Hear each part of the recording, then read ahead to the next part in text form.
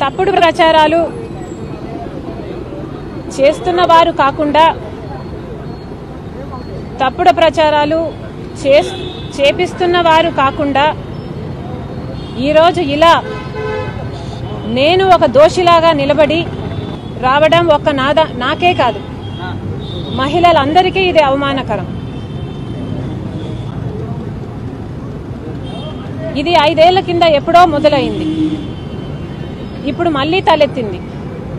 మళ్లీ కూడా తల ఎత్తవచ్చు. ఇది నేను మాట్లాడకపోతే ఇదే నిజము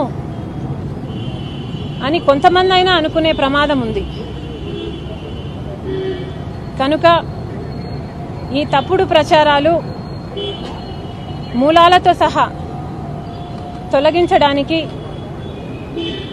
ఈ ఉద్దేశంతోనే ఈరోజు పోలీసులకు కంప్లైంట్ ఇవ్వడమే కాకుండా మీడియా ముందుకు కూడా రావడం జరిగింది.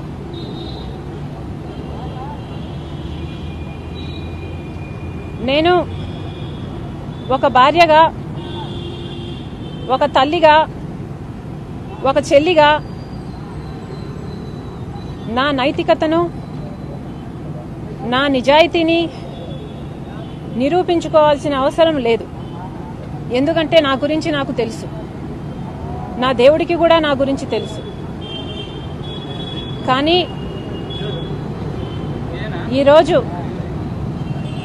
నా గౌరవాన్ని కాపాడుకోవాల్సిన అవసరం నాకుంది కనుక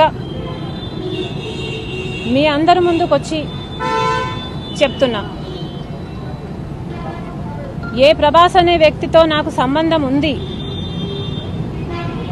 అని తప్పుడు ప్రచారాలు చేస్తున్నారో ఆ వ్యక్తిని నా జీవితంలో నేనెప్పుడూ కలవలేదు, ఒక్కసారి కూడా మాట్లాడలేదు. ఆ వ్యక్తికి నాకు ఏ సంబంధము లేదు, ఎప్పుడూ ఏ సంబంధము లేదు. ఇది నిజం. ఇదే నిజమని నా పిల్లల మీద ప్రమాణం చేసి మరీ చెప్తున్నాను. లేదు, అలా కాదు, మేం ప్రచారం చేస్తున్నదే నిజమని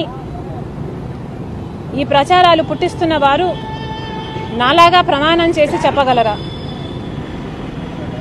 లేదా నాకు ఈ సంబంధిత వ్యక్తితో సంబంధం ఉందని గాని, నేను ఎప్పుడైనా ఈ వ్యక్తిని కలిశానని గాని, మాట్లాడానని గాని రుజువులు, ఆధారాలు చూపించగలరా? ఈ వీడియోపై మీ విలువైన కామెంట్స్ ని మాతో షేర్ చేసుకోండి. అండ్ ఇంకో విషయం, సబ్స్క్రైబ్ చేయడం మర్చిపోకండి.